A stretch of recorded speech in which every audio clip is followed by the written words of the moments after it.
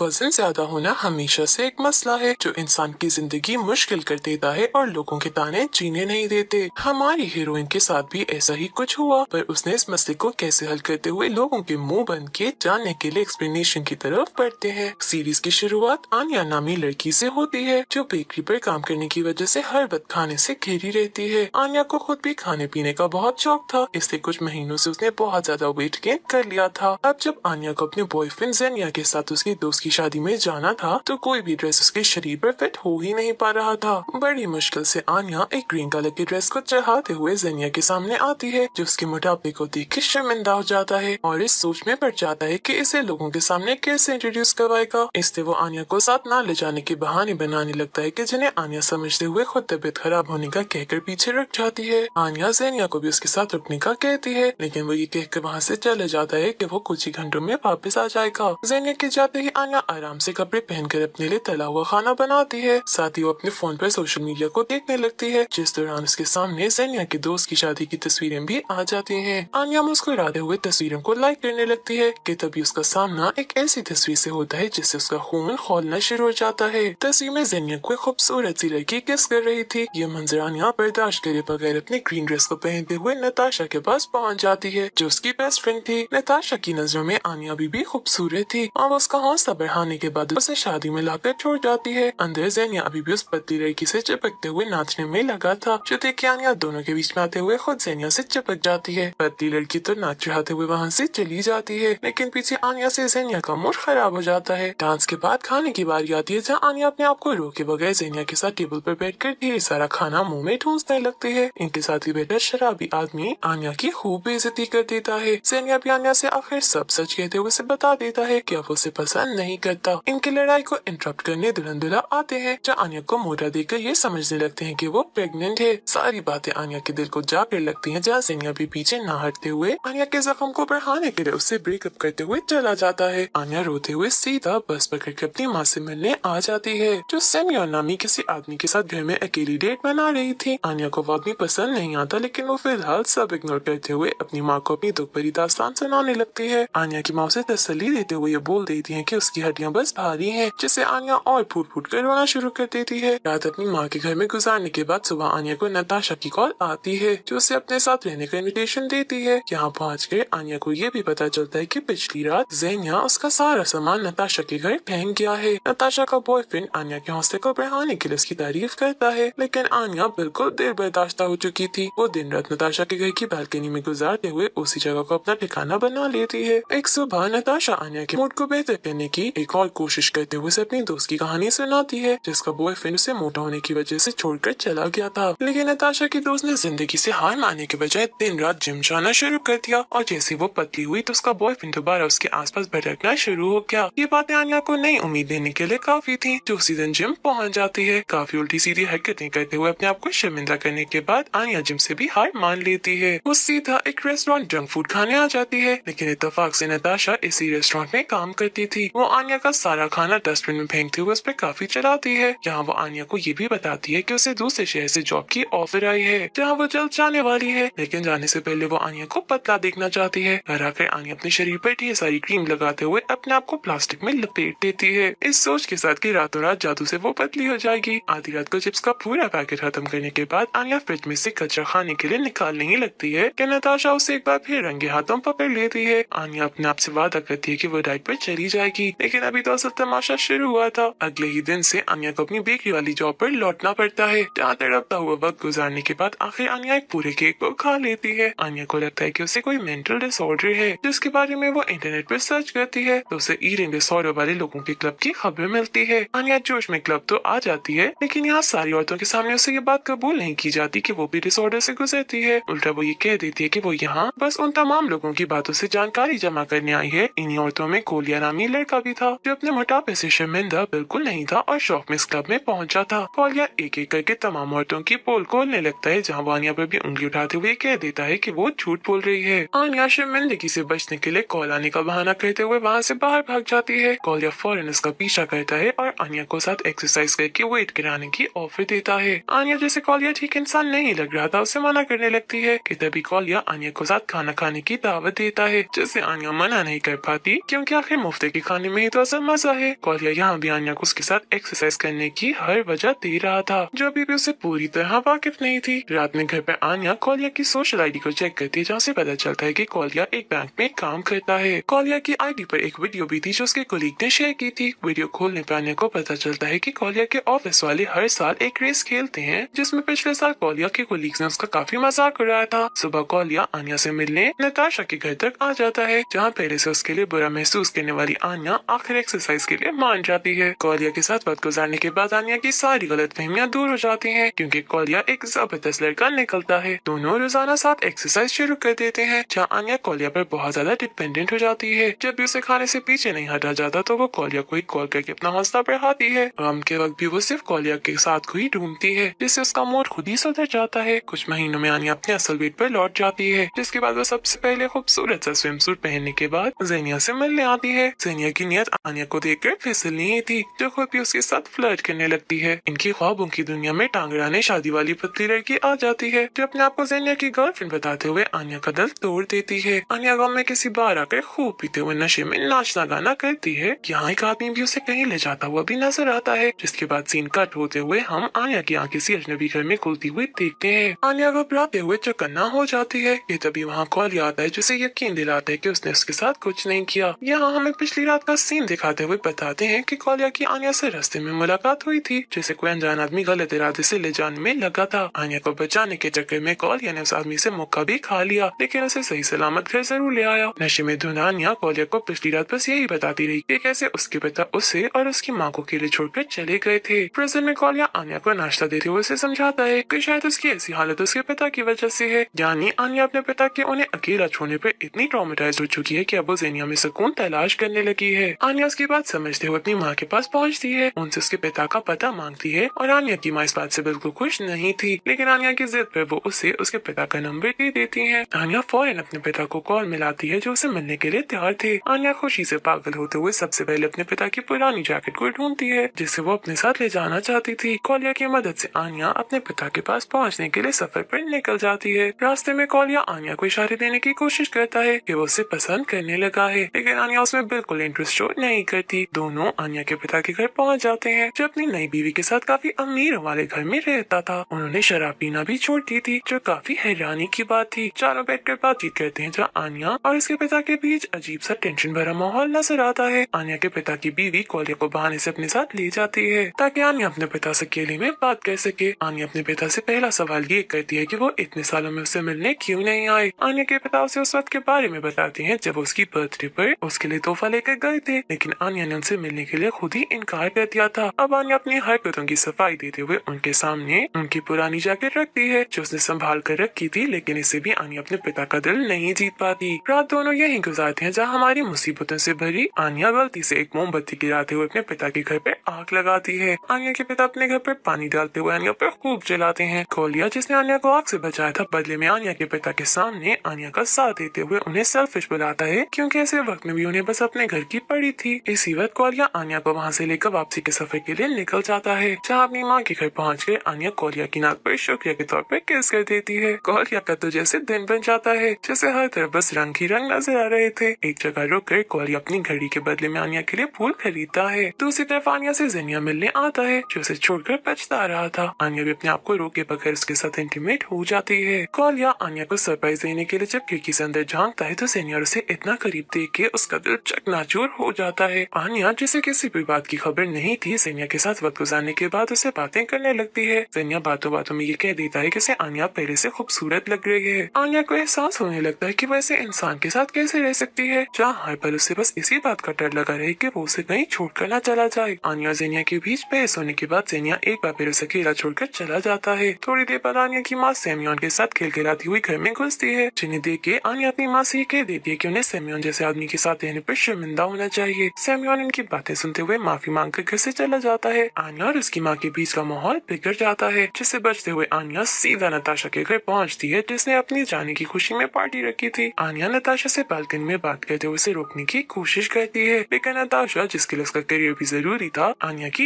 एक नहीं सुनती। इसी बीच आन्या गलती से अपने हाथ में मौजूद पानी का बड़ा जार नीचे फेंक देती है, जो सीधा किसी पुलिस वाले की गाड़ी पर गिरता है। पुलिस नताशा के घर आते हुए इलीगल पार्टी के लिए उस पर फाइन लगा देती है और अपने आप को जेल में जाने से बचाने के लिए नताशा को अपनी सारी जमा पूंजी पुलिस को देनी पड़ जाती है। सबके जाने के बाद नताशा आन्या को खूब सुनाती है। उसका कहना था कि आन्या बस अपने बारे में ही सोचती रहती है, जैसे उसे अपनी मुसीबतों के सामने दूसरों की जिंदगी के बारे में कोई फर्क नहीं पड़ता। आन्या पछतावे के साथ अपनी आखिरी सपोर्ट कोलिया से मिलने आती है, लेकिन वो भी आन्या को मिलने से ये कहकर मना कर देता है कि वो दोनों साथ बस वजन गिराने के लिए काम कर रहे थे, जो पूरा हो चुका है, इसलिए उनको साथ देने की अब जरूरत नहीं है। यह आन्या के लिए आखिरी सबक की तरह था और वो अगले दिन सब ठीक करने का फैसला ले लेती है। सबसे पहले वो सैमयन से मिलते हुए माफी मांगती है। वो उसे समझाते हुए कहती है कि अगर वो उसकी माँ से सच्चा प्यार करता है तो वो उनके लिए सारी खराब आदतें छोड़ देगा। इसके बाद आन्या नताशा से मिलने आती है, जो उसके लिए दरवाजा नहीं खोलती। आन्या को पड़ोसी की बालकनी के जरिए घर में घुसना पड़ता है, जहाँ नताशा उसे नहाते हुए मिलती है। ढेर सारी बातचीत के बाद दोनों दोस्तों के बीच का रिश्ता दोबारा से जुड़ जाता है। सैमयन अपनी सारी शराब को आन्या के सामने जलाते हुए उसके साथ खुशी खुशी उसकी माँ से मिलने आता है, जो दोनों को साथ देख के इमोशनल होकर इन्हें गले लगा लेती है। आन्या के पिता भी उसे अपनी पुरानी जैकेट पहनकर मिलने आ जाते हैं। अपनी गलतियों की माफी के साथ आन्या के पिता आखिर आन्या का दिल जीत लेते हैं। अब आन्या का आखिरी पड़ाव कोलिया था, जिसे वो रेस के दिन मिलने आती है। आन्या को दिखता है कि कोलिया के कोलीग्स उसका मजाक उड़ा रहे हैं। इससे वो उनके सामने जाती हुई कोलिया का हौसला बढ़ाती है। वो उसे यकीन दिलाती है कि उसे उसमें पूरा भरोसा है। ऐसे आन्या कोलिया के साथ पूरी मैराथन दौड़ती है, जहाँ दोनों जीतने के बाद किस कर लेते हैं। इनमें हमें दिल खुश करने वाले मंजर देखने को मिलते हैं। आन्या की माँ और सैमयन की शादी हो जाती है। नताशा भी अपने बॉयफ्रेंड के साथ दोबारा पैसे जमा करके दूसरे शहर पहुँच चुकी थी। इस सब के बीच अकेला रहने वाला इंसान ज़ेनिया था, जिसे उसका प्यार अब शायद मिलने भी नहीं वाला था, जबकि आन्या कोलिया के साथ बहुत खुश है। यूँ हमारी ये मूवी एंड हो जाती है, जिसे हमें ये सीखने को मिला कि चाहे कोई कुछ भी कहे, हमें अपने ऊपर भरोसा रखना चाहिए, क्योंकि लोगों का काम सिर्फ उंगली उठाना है। असल फर्क हमारी अपनी सोच से पड़ता है, जो हमें काफी मंजिलें पार करवा सकती है। Thank you for watching.